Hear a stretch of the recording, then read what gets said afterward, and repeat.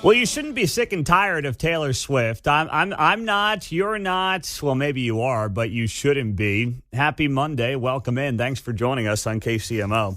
I don't know about you, but before the game started last night, of course, we got plenty of Taylor Swift, and I'll tell you what. I think Mike Tirico and NBC, when the Chiefs were up 17-0, they're like, "Great, we're going to get to talk Taylor Swift for the entire second half." Well, then the Chiefs fell asleep. And we actually had a football game on our hands, which meant I had to stay up until 10:20 last night to see the end of the game. The first quarter or so, I'm like, oh, great. I don't have to watch the whole game. I can fall asleep early. I don't have to stay up until 10:20, 10:30. Well, then Mahomes decided he was going to start, throwing passes off his back foot and, lollygagging around and the whole thing. But, the Taylor Swift thing, my phone was blowing up before the game. People, I'm so sick. Oh, gosh, drop it, NBC. I am sick of Taylor Swift. Well, I don't know what you expected, right? I mean, let's not forget. I'm going to defend NBC here for a second. NBC is in the entertainment business and getting as many people to watch that channel as they can. And if they think there's a possibility, which we know coming out of last week, where 24 million people watched the Chiefs beat the Bears 41-10. If there was a chance that tens of millions of people extra were going to tune in simply because of Taylor Swift, it is NBC's job to provide those tens of millions of fans what they want. That's what they're in the business of. You can only buy those types of impressions like on a Super Bowl commercial. Yeah, right? Yeah. Right? Think of that. Yeah, that's Plus, it. I'm glad it's not Meghan Markle. So there's that. Yeah, that's true. I mean, I've got no real beef with Taylor Swift, but NBC is in a position here where they ultimately have to give tens of millions of people what they want. And that's a Taylor Swift cameo, that's a Taylor Swift mention, and that is Taylor Swift content. It didn't get in the way of the game once the game started. I actually thought there was going to be more Taylor Swift once the game started than there was. So I was, in many ways, pleasantly surprised. They had a big TV package that the sideline reporter did that they saved for the third quarter, which was like an awkward time to be doing it because it was a pretty important part of the game. But I'm guessing they thought that the game was going to be a blowout. So they're like, oh, yeah, in the third quarter when we need some content, we'll have this package on, Taylor Swift and Donna Kelsey. And, Donna was at the Eagles game in the morning, came up to New Jersey for the Jets game at night to see Travis and hugging Taylor Swift and the whole thing. And she was at the Eagles game with, what's his name? From State Farm. Jake, right? Yes, she's hanging out with Jake. I'm looking at that going, I know that guy. Yeah. Did I go to school with that guy? My whole Leota thing, right? Yeah. She was hanging out with Jake from State Farm. I mean, who's living better than Donna Kelsey right now? Hugging Taylor Swift, hanging out with Jake from State Farm. She's living high in the hog. Jeez. Travis who? I mean, that's what I'd be saying. But I have no issue with it. Now, the game, I got some more issues with the game than I do seeing Taylor Swift last night. It's like they just fell asleep. And I wish somebody would have left Jawan Taylor at Arrowhead. He could have stayed for the Beyonce concert. That would have been better for everybody. Hey, Jawan, we got you front row tickets to Beyonce on Sunday night. We'll leave you here at the stadium, and we'll see you for, practice on Monday. I mean, what the guy's got now 9 penalties? Most in the NFL? I mean, how long are you going to put up with this guy when you're paying him $80 million? Give us Lucas Niang. Yeah, I'm ready. Seriously. I mean, gosh. You pay Jawan Taylor an $80 million deal, and he's the most penalized offensive lineman in the NFL. And at some point, this guy and his penalty is going to cost this team a game. That was tough on that face mask where that started and all that whole Oh, well, the safety play? Yeah, it was outside the end zone. Now, meanwhile, Patrick's had quite a bit of time all year on the other hand. I mean, there are the penalties. Yes. But there is a functioning line there. Well, yes, I agree. And Mahomes, he bailed himself out with some of those runs late in the game. But, he didn't have himself a great night. I will say this, though. A lot of people are freaking out with the way the game ended. Why? Because instead of scoring the touchdown, he slid at the 1-yard line. The Chiefs won by 3. The spread was, depending on where you got it, 9.5 points, right, Mark, is where it ended, I believe. That's right. So if the Chiefs had scored a touchdown there on the final play of the game, or what turned out to be the final play of the game that mattered, and then kicked an extra point, they win by 10. Instead, Mahomes slides down at the 1-yard line. They kneel it down. They win by 3. A lot of people are freaking out. Hey, Mahomes' job in that spot is to win the game and end the game. And that's what he did.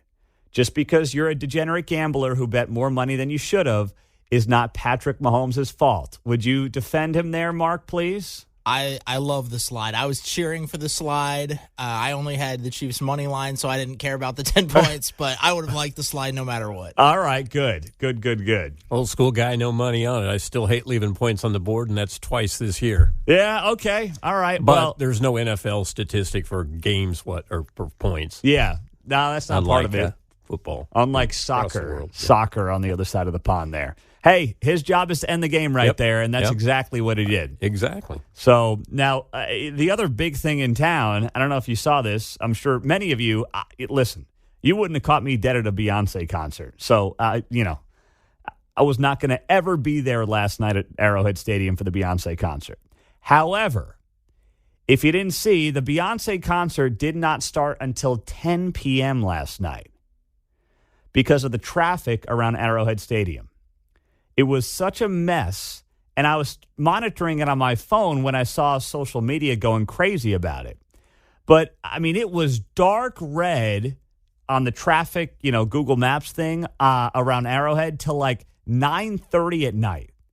Apparently, it was with the all-time great debacles that Arrowhead Stadium's ever had, and they've had a few of them, obviously, when it comes to getting people in and out of that place.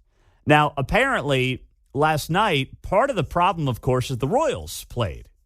And the parking lots did not open until 5:30. So you're trying to get, 70, 80,000 people into that parking lot in, 2.5 hours or so? I mean, that is a disaster waiting to happen. Now, this concert had to be rescheduled. Remember, it was scheduled to be over the summer, and then they moved it back to last night, October 1st. Knowing that the Royals had a game. But for some reason, they thought they were going to be able to get people in and out of the stadium easily. And apparently it was one of the all-time disasters. But you got to give Beyonce credit. She didn't go on until 10 o'clock last night. If she had gone on at 8 o'clock, I saw photos of the stadium at 8 o'clock. Maybe 10% of it was full. I mean, that's how bad it was last night. But here's what's coming out of this now. And we'll talk about this throughout the morning. The mass transit wokesters around town are like, this is why we need a streetcar out to Arrowhead, man. This wouldn't have been a problem if we had a streetcar out there. No, the streetcar just would have showed up at 9:30 instead of everybody getting there at 10 o'clock. You're right. The streetcar would have definitely been the thing. The streetcar that holds 500 people would have definitely been the thing that would have saved 75,000 people from getting to Arrowhead Stadium on time, you clowns. I mean, gosh. But just know that you are going to see a lot of attention given to, and I'm sure the Kansas City Star is going to write an editorial about this. You'll see plenty on the nightly news today on the debacle that was Arrowhead last night with the Beyonce show. Apparently she played till like 1 a.m. because she didn't start until 10 o'clock or something like that. Oh, gosh. Happy Monday morning. Welcome in.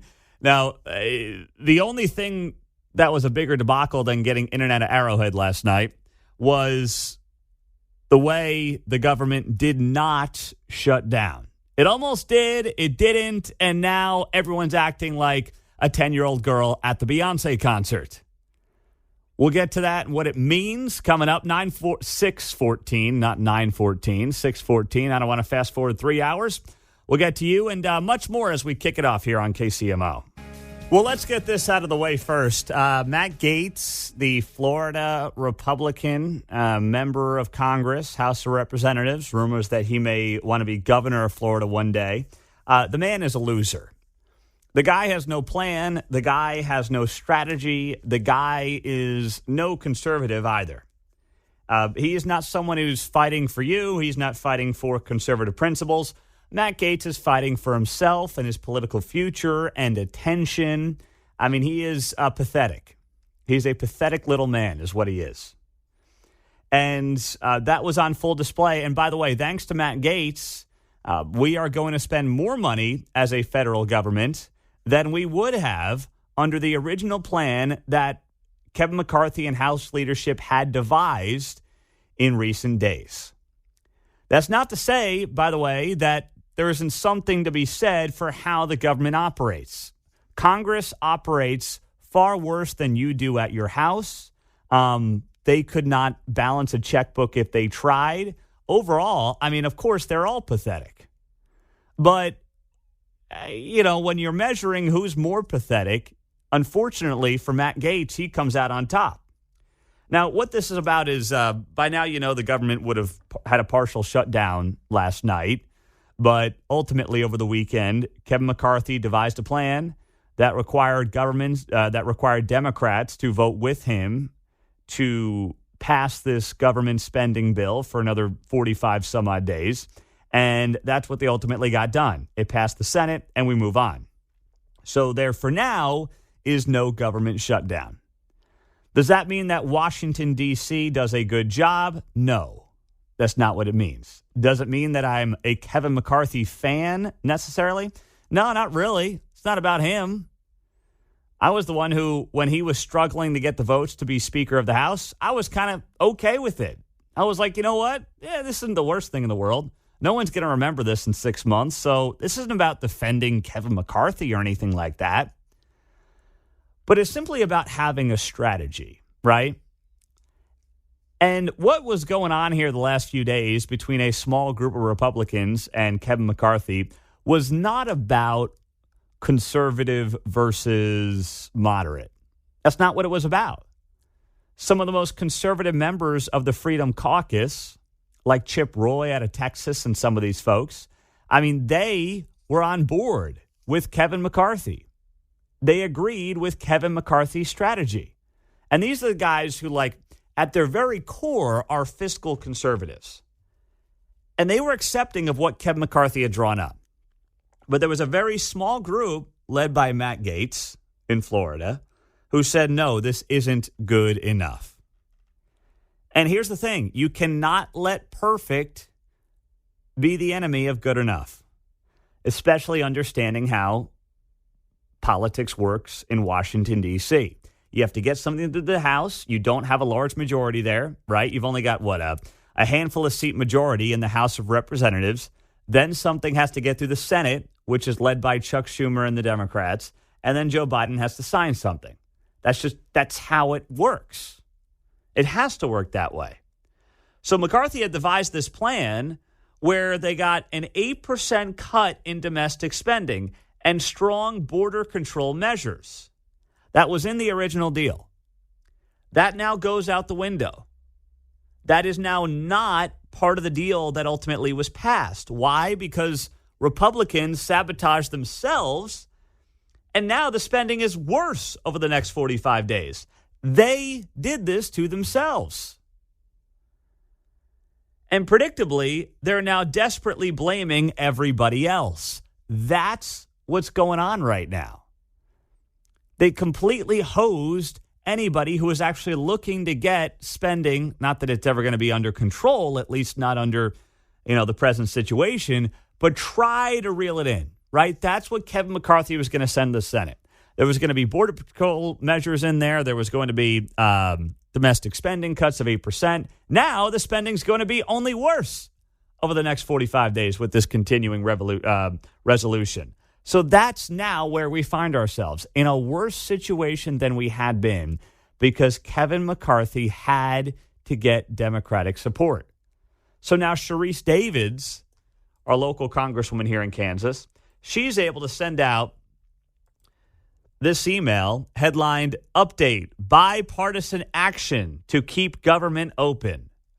And she gets to express how she worked with Republicans and Democrats to protect Social Security benefits, lower the cost of groceries and gas, and ensure our federal workers and service members are paid. Now, I mean, it's comical.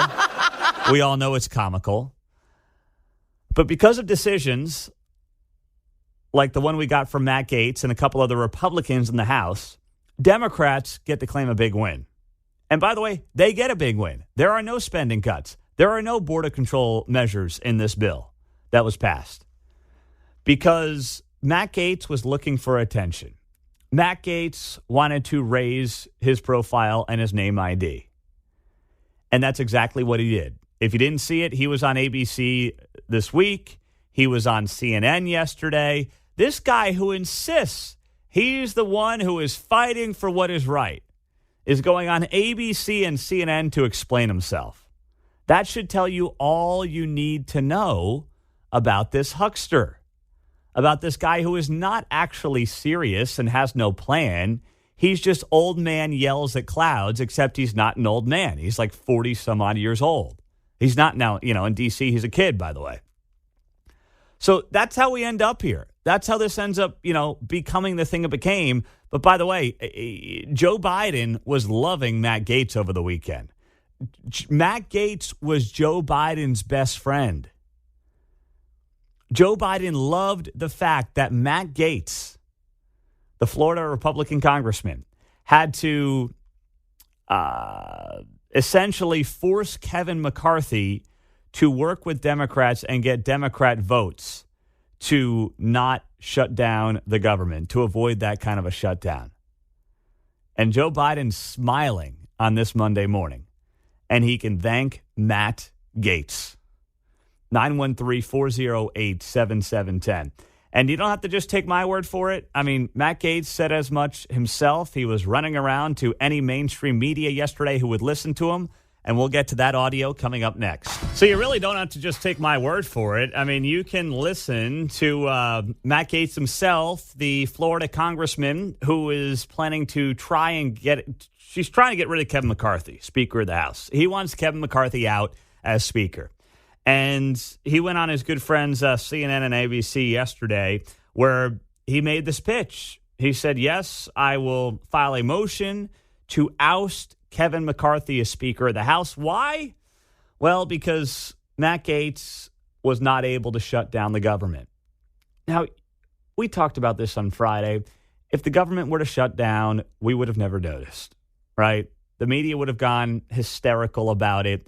You and I would have gone about our lives, and it would not have been a big deal. That's how it would have gone. So it's not really about that, but it's about the politics of what the shutdown would have caused. Joe Biden would have loved a Republican, air quotes, shutdown. The media would have loved a Republican shutdown. And thankfully, that's not what they got. But to avoid that shutdown, Kevin McCarthy had to work with Democrats because Matt Gaetz decided, and a couple of the Republicans with him, decided that, they just, now was the time to stand up on principle. Now was the time to say, we need Washington, D.C. to get its spending under control. Where were you? You guys have been in office for a while. Where you been? Right? I mean, why now? And I'm not suggesting the way they go about this is good or healthy. I mean, they always wait till the last minute. They always do that. And for some reason, we continue to go round and round in circles like this.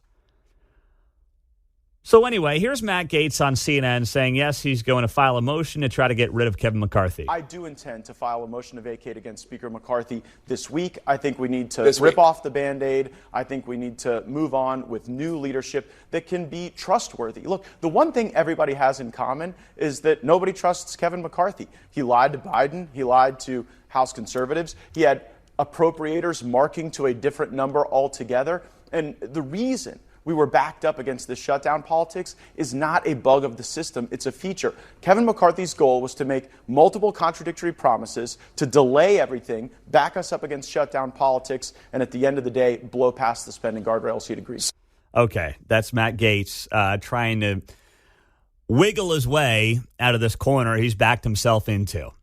So we'll see if he's able to do it. I doubt he's able to do it. You heard there at the bottom of the hour on Fox News, Kevin McCarthy saying on CBS that he's not too concerned about Matt Gaetz trying to remove him from his post as Speaker of the House. And as also was noted by Fox News, there was an ethics investigation into Matt Gaetz. So don't kid yourself.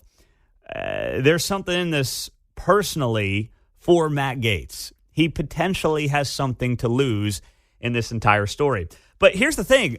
This wasn't even the craziest part of the weekend in Washington, D.C. Do you see this guy, Jamal Bowman? This guy, Jamal, I mean, this is out of a sitcom. So Jamal Bowman is a representative from New York. And there are images of him pulling the fire alarm. There's pictures of him pulling the fire alarm at the House office building. I mean, literally, and oh my gosh. If you haven't seen the images, I put them up on Twitter over the weekend. But literally, he pulled the fire alarm. Just like, remember, in middle school, there would always be the kid who tried to get out of, taking a test, and sometimes he'd pull the fire alarm. I mean, I know that was never you. John and Mark would have never done such a thing as young men. But we all know those people. I mean, they exist. They're out there. We all went to school with one or two of those knuckleheads. I didn't study for the test. What do I do? I'm going to pull the fire alarm. Or maybe on the last day of school just to see if you can. Yeah, yes, or that. We all knew those kids, right? Well, that was Jamal Bowman over the weekend. The rumblings were that he was trying to basically delay the House vote on spending. So he pulled the fire alarm. That's right. Now, the interesting part is that he has claimed that he didn't know it was a fire alarm. Here's the problem. People have found the fire alarm that he pulled, and it literally says fire on it. Pull down. It's a classic fire alarm. It's big. It's red. It's a box. It says fire. It says push in and pull down. And he is now claiming he didn't realize that was the fire alarm. Well, I mean, this is a tough spot for the guy because either he's admitting he's not very bright. I'm trying to be nice here. He's either admitting he is not a very bright individual or he's just, clearly lying. Now, it's obviously the latter, but neither looks good for him here, John. I want to put him up there. And what did you think it was? Yeah. Tell me what you thought was going to happen. We'll wait. Oh, gosh. NPR is trying to help him out here. NPR writes, GOP wants Representative Jamal Bowman punished after he triggered a fire alarm on Saturday. That's the headline from NPR. First off, you guys are still almost 3 years later trying to throw people in prison for waltzing through the Capitol. This guy, knowingly pulls the fire alarm to potentially avoid Congress from doing the people's business. And you're like, the headline, GOP wants Bowman punished. After he triggered the fire alarm. Yeah, how do you trigger a fire alarm? You pull it. Like, how do you think a fire alarm gets triggered, you geniuses at NPR? Anyway, they write here, Jamal Bowman of New York says he mistakenly triggered a fire alarm in a congressional office building Saturday afternoon as elected officials were preparing to vote on a spending bill to avert a potential government shutdown. Republicans allege that Bowman was trying to delay the vote and have called for him to be punished. But the Democrats said in a statement that the incident occurred as he was rushing to cast his vote and arrived at a closed door that is usually open. Yeah, I hate when that happens. You're rushing somewhere and you accidentally pull the fire alarm. What do I do? I've got to vote. I got to vote. What do I do? Pull the fire alarm, said no one ever. Bowman said, I'm embarrassed to admit that I activated the fire alarm, mistakenly thinking it would open the door. What? I don't know much about fire alarms, but I've never met a fire alarm that accidentally opens a door. Have you? He said, I regret this and sincerely apologize for any confusion that this caused. He says that he was not attempting to hold up the House vote, instead saying it was the exact opposite. I was trying urgently to get to a vote. Yes, I'm trying urgently to get into a building, so what I did in that said building was pull a fire alarm. I'm getting dumber reading the statement here from Jamal Bowman. So the guy was in such a rush, and he so badly wanted to get to the vote that he pulled the fire alarm of the building he was in. Show some RESPICT. He says, I was trying urgently to get to a vote, which I ultimately did, and joined my colleagues in a bipartisan effort to keep our government open. Oh, my goodness. There was me thinking automatic door openers say push. Not fire. Not fire alarm, not pull. Push. Oh, gosh. I mean, this is such a joke. These people, I mean, across the board are so embarrassing to this country. Yet, you know what? We vote them in, and we keep them in. And shame on us. Coming up on KCMO, speaking of twisting the narrative, starting today, student loans have to once again be repaid. And, oh, my goodness, this is fun. The way that they are playing this hand, we'll show you what's going on there. As student loan payments have to start again for the first time in well over 3 years. We'll get to it coming up next. Well, for the first time in nearly 4 years, federal student loan borrowers got to start making those payments again this month. That's right. After a 3-year-plus pause due to COVID, can you believe there's still anything in this country that is determined based on COVID? Yeah, well, that's the case.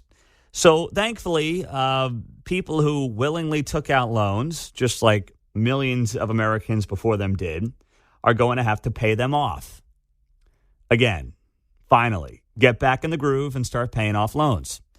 Well, seeing how this thing is being spun is just, I mean, it's hysterically embarrassing is what it is. NBC News put this up yesterday on Twitter. I guess it's now X. Student loan payments restart today, forcing borrowers to take on more debt and put off saving for retirement. Imagine framing the student debt crisis like NBC News did just there. Student loan payments restart today, forcing borrowers to take on more debt and put off saving for retirement. Well, nobody forced anything on anybody. Let's be very clear. Nobody forced anything on anybody when it comes to going into debt. People willingly went into debt to get a college degree that they theoretically hoped would then give them better prospects to land a job and make more money. Once again, it's all in theory. It's mostly, I don't want to say it's mostly not true, but depending on what you study, it's not true. And that's the fault of society and a lot of people, but ultimately the person that took out that said loan. But you could also make that case about anything, right? I mean, every mortgage payment I make is technically putting off saving for retirement. If you make a payment on a car loan this month, well, technically that money is not being used for retirement. You can make that case about almost any loan payment that you make. I'm being forced to not save for retirement because of this pesky loan I willingly took out, John. Suddenly the media has a grasp of how the economy works, right? You know, how about purchasing an electric vehicle forces people to put off retirement? Yes. Spending the premium for an EV puts off retirement. Like I say, it could be anything. Yeah, that's a good one. I like that. So this is just fascinating. The media cannot cover this story properly because, by the way, almost all of the authors of the pieces are in on the scam. And you could make this case about credit card bills, car payments, mortgages. It's insane. It's ridiculous, but it's not stopping them.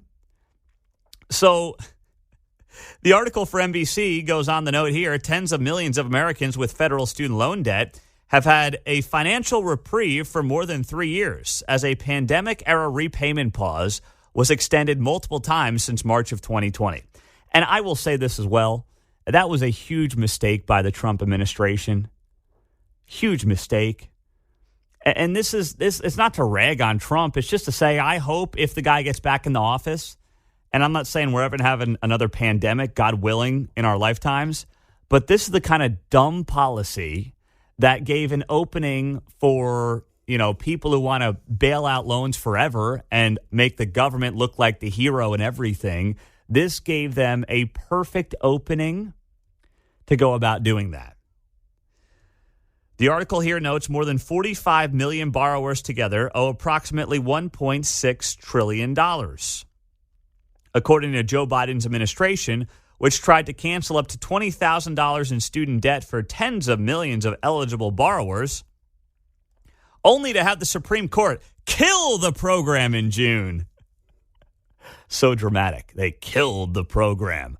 Oh, boy, the old sweet Joe was just looking out for you. Come on, man. And then the Supreme Court killed your hopes of student loan repayment debt being canceled off. Advocates have long considered student loans a financial albatross, weighing down the middle class, preventing upward mobility, and exacerbating racial disparities, especially for black borrowers. That's true, by the way. Student loans and student loan debt do weigh down the middle class, which is why if the government actually cared about this, they would get out of the business of guaranteeing loans and they would stop providing them. That might then force the colleges to go about actually doing business the right way and not increasing their tuition well beyond the rate of inflation, which they've been doing now for going on 2 generations. But as long as the government is promising colleges this money, which is what's going on, the government promises the colleges this money. And by the way, you can't, default on it, right? You're stuck with this. You can't file for bankruptcy and get out of student debt. Unlike other debts, you can't do it. So the government gives the colleges the money no matter what. And then you are forever in debt to the federal government. And by the way, the federal government then hopes that the colleges do their job and they indoctrinate the kids in part. That's how this game is played. But if NBC News actually cared at all about the impacts this whole thing does have on the middle class, they would tell the story properly. Instead, they make it racial. They make it look like the government's here to be the good guy. The government's looking out for you. The government's trying to take care of you. And none of that's true. None of it's true. The government should get out of the student loan business and force the colleges to own the debt. Force the colleges to give out the loans.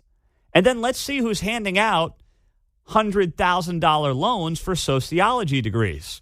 Something tells me that suddenly, magically, the colleges will say, I don't know if that degree is really worth us going the $100,000 in debt over it because I'm not quite sure if we're going to get our money back. Exactly. That's the point. You're not. And if you guys had skin in the game, then guess what would happen after that? If the colleges had skin in the game when it came to the student debt issue, they would not be charging what they're charging on these tuitions for these kids to study worthless, get worthless degrees. So then NBC News goes on the right. Let's meet 6 people around the country who shared plans to leave the career they went to school for, take on additional debt, and spend down savings or cut down on leisure activities, among other sacrifices. And it goes on to give 6, woe is me, I'm getting screwed. Joe Biden was here to save me from my student debt debacle. That's the tactic that NBC News took. And it's incredibly, incredibly transparent if you can smell BS from a mile away, which we are able to do on this show. Now, a guy who's never BSing us here is Kendall Gammon. He's always doing great work on KCMO as we talk with him each and every week about the Chiefs. We preview the games on Fridays, and we react to the games on Mondays. Kendall Gammon will join us just after 7 o'clock. By the way, Roger Marshall's going to be here at 8, and Mark Alford at 8:30.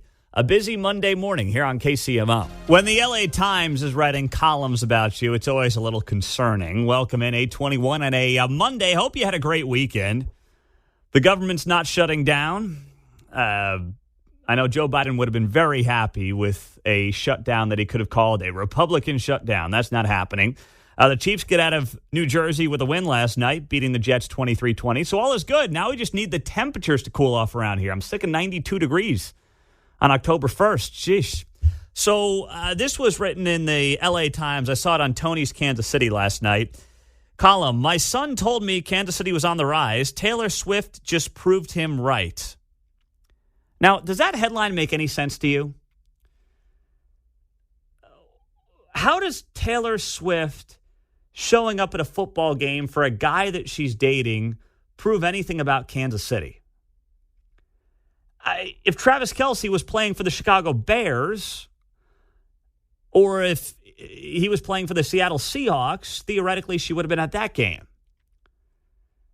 The only reason that she was in Kansas City last week is because she's dating a player. It had nothing to do, and it has nothing to do, with Kansas City being on the rise. Now, I do think Kansas City's, as a region, in a good place.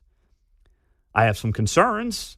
Developers, apartments, taxes, things like that. Crime, and especially, Kansas City, Missouri proper.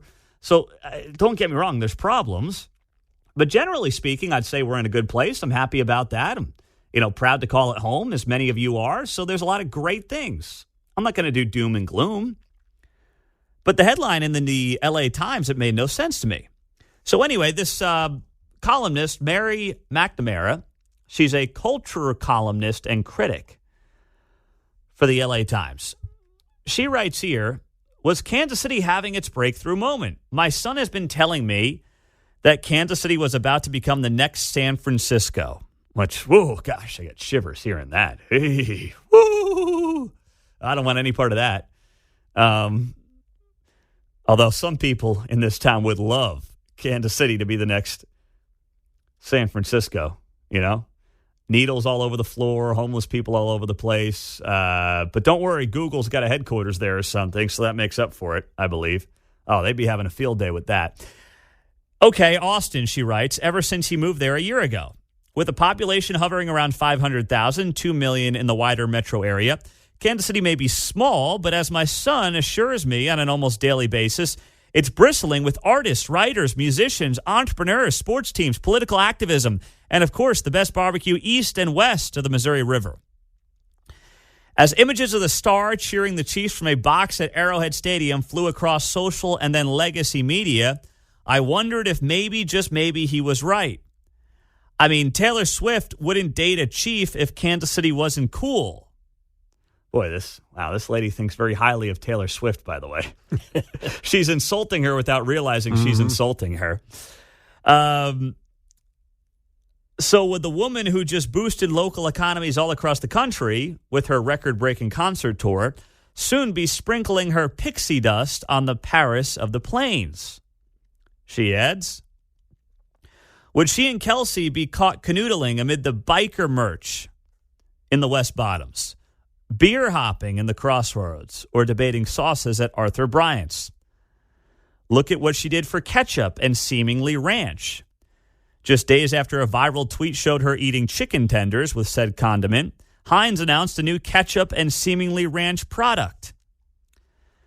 Now, she goes on to say here, the city certainly has endless poetic possibilities. I'm glad you think that we have possibilities in Kansas City. LA Times columnist. Straddling the Missouri River and state border, it's a city of bridges that is often at odds with itself. Abortion, of course, they couldn't help but go down this road. Abortion is legal in Kansas, for instance, not so much in Missouri. Surrounded by farmland, sitting smack dab in the middle of the country, it faces the same struggles with racism, housing instability, addiction, and economic disparity that every American city does, and many of those, drought, dwindling, agriculture, and manufacturing jobs, more associated with rural America. All right, I'm done with the LA Times article. I'm just here to tell you why Kansas City will not be the next Austin, Texas. There's always a next, by the way, right? But think about what the recent nexts have included. They've included many parts of the Sun Belt. They've included Florida, Georgia, Tennessee, Texas. What do 3 of those 4 states have in common? 0 state income tax. That's number 1. More days of sunshine. That matters. That's number 2. Beaches, for some, that's number 3. Mountains in some cases. Now, we've got a great thing going here, right? But the tax climate is not those places. Kansas actually is a incredibly unfriendly tax state. Now, it's not New York, Illinois, California, but it's not as tax-friendly as you would think, considering, where it politically leans. Missouri is much more tax-friendly as a state than Kansas is, if you look at the numbers. So that's reason number one. Reason number two is going to be some of what those states offer that, there's nothing you can do about it, right? You can't do anything about beaches or mountains or anything like that. But that's also part of the equation. And then overall, you still have a city right now, KCMO proper, that despite the fact that the Chiefs are the headline story, the city has done a terrible job running itself for the last few years. It just, I get it. We have the mayor on, done some good things, done a lot of things that I vehemently disagreed with. But when you are trending towards a record year of homicides in Kansas City, Missouri, which the city is this year, that's not something that typically outside investors want to come to and be a part of. Being down, 300 to 400 cops in a town that should have 1,600 is not typically something where people say, I'm dumping millions of dollars, tens of millions of dollars potentially there. Just not doing it. And until that stuff gets cleaned up, maybe you'll see Johnson County continue to boom. I'm sure that's actually going to happen, especially if the state of Kansas wants to continue to give subsidies to places like Panasonic. But I want KCMO to be strong. And right now with the issues with crime, the issues on the plaza, things like that, they have got a lot of work to do before we start talking about the next Austin, Texas. Because here's the other thing. A lot of these cities started booming before 2020, before the disastrous policies of these politicians in major American cities really took off in 2020. And until somebody reverses course, whichever city decides to reverse course on those 2020-esque policies in a major American city, that's the city that's going to take off next. So it could be about a month away from this Ferris wheel opening up downtown. Some of you are driving by it right now as we speak. Try not to get into an accident. As you look over your right shoulder there on 35 North at the Ferris wheel that is coming to downtown. I don't quite understand it, but whatever. If somebody thinks they can make money off a Ferris wheel there, I'm all about it. That's America, right? Well, we now know what the costs are going to be. And I saw this in Tony's Kansas City over the weekend. I didn't realize this number. I guess it was first reported in the Kansas City Star late last week. But you got to, read the Star to find that out. So I just find it out from Tony. Anyway, $17 for adults, $12 for kids. So you want to go out on a date, just you and your significant other? What are we talking, $34, right? If you want to take the family, let's say you got a couple of kids, you're looking at $58 to ride the Ferris wheel. Now, that includes a movie and a meal, right? Not. You wish. Yeah. $58. So family of four. It's me, Kate, and the two girls. $58 to go loop-de-loop on the Ferris wheel for what, 10, maybe 15 minutes? It's not a good bang for the buck. And if it is, you might do it once, but you're not doing it more than once, I promise you that. Is it enclosed? Yes, there are gondolas that are enclosed. Okay, and how many people can you tell? Up to 6. Up to 6. Yeah. Okay. Yeah. Does that change your opinion of it, or are you just curious? I was curious as to how that'll work. So now you got that times, $17 or $12. Oh, it's going to be a cash cow. Right. I mean, it's going to make money if people actually show up. Yeah. I just don't know who's going to spend $58 for a family of four to go, woo, woo. Make sure you like the other 4 people you go with if you're taking somebody because you never know when you're going to be stuck at the top. Yeah, that's right. Bring a meal.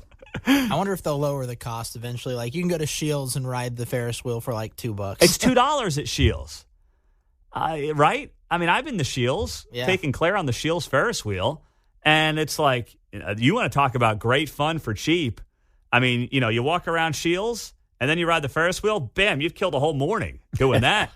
I mean, I'm ready for lunch. Fish tank. Yeah. They got everything. The fish tank, you got the fake animals upstairs. I mean, you're good to go. You ride the Ferris wheel once or twice, and boom, you got yourself a morning. For $58, I'm going to get a family of 4 to ride around 15 minutes. Great. What do we do now? I mean, that is just highway robbery. 913-408-7710 is the studio line and the text line. I'm just, call me cheap. I don't know. Call me whatever you want. But just don't call me late for dinner. But you cannot say that $58 to ride the Ferris wheel for a family of 4 is something that is going to be must do in Kansas City. If the Royals are playing like they did this year, I could find myself 4 decent tickets on the secondary market to go see a Royals game and spend an entire afternoon there. Now, that doesn't include, of course, parking and drinks. I'm just saying you can find yourself $15 Royals tickets if you want, right? There's a lot of things you could do with $60 that will go much further and will spend a lot more time than riding the Ferris wheel downtown that some of you are staring at right now on the other side of 35. And if you're a parent, you know this very well, as I do. It's not really about the money. It's about how far is the money going to get you and how much time does the money buy you when it comes to entertaining kids.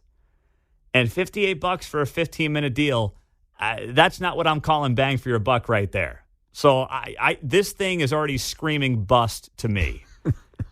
And not only that, but even if you're like, let's say you're in the phase of your life where you're looking for a significant other. Hey, honey, $34, let's go ride the Ferris wheel. Great. What do we do now, John? Got a big surprise for you.